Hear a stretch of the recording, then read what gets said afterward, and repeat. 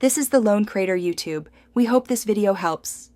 You start by checking two essentials. Your carrier permits tethering and your phone shows solid signal. Once done, open hotspot settings, enable mobile hotspot or personal hotspot so the phone broadcasts. Make sure to name the network and create a strong password, then select 4 GHz for wider PC support. You're doing this first so the PC can discover a stable network. These steps minimize connection failures and reduce time wasted troubleshooting basic settings. Now on your PC, click the Wi-Fi icon and choose the phone's SSID.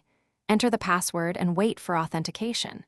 If you prefer USB, plug the phone into the PC, then enable USB tethering on the phone so the PC uses it as a wired interface. For Bluetooth, pair the devices, then enable the Bluetooth PAN network on the PC to route internet. Make sure to disable VPNs temporarily if they block new interfaces, and confirm the PC shows a valid IP address once connected. Finish by verifying the connection. Load a web page or run a speed test to confirm internet access and acceptable latency. Make sure to monitor mobile data usage in phone settings and turn off the hotspot when idle to avoid excess charges. If things go wrong, first restart both devices, then try switching Wi-Fi bands, updating network drivers on the PC, or resetting network settings on the phone. These steps resolve most problems and restore a stable tethering session quickly.